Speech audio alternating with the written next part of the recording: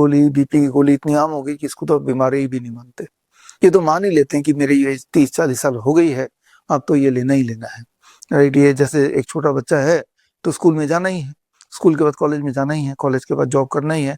ये एक प्रोटोकॉल सा बन गया है, एक व्यवस्था सी बन गई है। उसी तरह से 30-40 साल की उम्र तो हो ही गई है, अब सभी लेते हैं, हम भी लेते हैं। तो ये प्रॉब्लम का कारण क्या है? Very very simple. आजकल अब देखेंगे पिछले 6-7 सालों में खास तौर पे हमारे जो डिनर है वो धीरे धीरे खिसकता जा रहा है। एक टाइम था, याद कीजिए, आज से 30-40 साल पहले दूरदर्शन भी 9 बजे खत्म हो जाता था, और दुकानें भी जल्दी बंद हो जाती थी, और कोई एंटरटेनमेंट का साधन नहीं है, हम लोग भी खा पी के 8 बजे से पहले खा लेते थे, 9 बजे के बाद सो ही जाते थे। आज भी गांव में जाएंगे तो आप देखेंगे शाम तक लोग डिनर कर लेते हैं, 9 बजे तक पूरा गांव खाली है, सब सो गए। लेकिन हो क्या रहा है? वर्क फ्रॉम होम कल्चर है और इंटरनेट का जमाना है। जब चाहे आप एंटरटेन हो सकते हैं, जब चाहे आप फूड ऑर्डर कर सकते हैं। रात को 12 बजे मन किया तो आप अपने आप को एंटरटेन कर सकते हैं। कई सारे ओटीटी प्लेटफॉर्म आ ही चुके हैं, और रात को 12 बजे मन किया कुछ खाने का तो एक क्लिक पे आप मंगवा सकते हैं। आपका मन है कि हम रात को काम करेंगे, दिन में हम आराम करेंगे, तो वर्क फ्रॉम होम कल्चर तो आ ही गया है।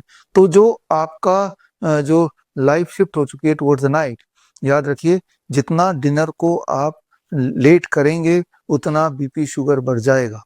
तो इसका सोल्यूशन क्या है? एक चैलेंज मैं आपको दे रहा हूँ, 1 हफ्ते का चैलेंज। 1 हफ्ता छोड़िए, 10 दिन मान लीजिए कि 10 दिन तक मैं डिनर 6 बजे के पहले कर लूंगा शाम को, और फिर कुछ नहीं खाऊंगा।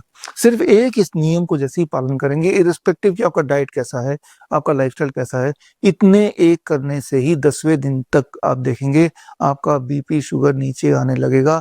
Making one change, don't eat after sunset, है ना? तो इससे आपको समझ आ रहा होगा कितना ज्यादा इम्पैक्ट होता है। इसका उल्टा कर लीजिए कि जो लोग मान लो 8 बजे तक भी खा लेते हैं, वो ये सोच रहे हैं चलो अब मैं एक्सपेरिमेंट करता हूँ बॉडी के लिए, बॉडी के साथ, कि मैं अब से मैं 12 बजे खाना खाऊंगा डिनर, लेट नाइट। ऐसा 10 दिन करेंगे तो देखेंगे वो जो नॉर्मल हेल्दी लोग हैं उनका बीपी शुगर बढ़ने लगेगा। तो that is we call as time as medicine, है ना? तो ये तो हुआ पहला कारण। दूसरा सबसे बड़ा कारण है आपके डाइट का एक हिस्सा रॉ वेजिटेबल्स एंड फ्रूट्स नहीं है। कम से कम अपने पूरे डाइट का 50% रॉ वेजिटेबल्स यानी कि सैलड और फ्रूट्स होना ही चाहिए। अगर आप 2 किलो का खाना खा रहे हैं तो कम से कम 1 किलो खाना फ्रूट्स एंड रॉ वेजिटेबल्स होना ही चाहिए। जब तक आप ये नहीं करेंगे आपका बीपी शुगर कंट्रोल में नहीं आएगा। और एक आखिरी बात अगर आप कर सकें तो, कि हमेशा be connect with the ground. हमने ये देखा है कि जो लोग धरती पे चलते हैं नंगे पैर कुछ देर, तो that controls the BP, that control the sugar. लेकिन जब आप ये करने लगे, मान लो रोज आधा घंटा, तो थोड़ा अपने आप को टाइम दीजिए, 1 महीने का मौका दीजिए। आप देखेंगे कि आपका बॉडी अपना ब्लड शुगर, अपना ब्लड प्रेशर और अपने आप ही उसको नीचे करने लगेगी, यानी कि कंट्रोल में आने लगेगी।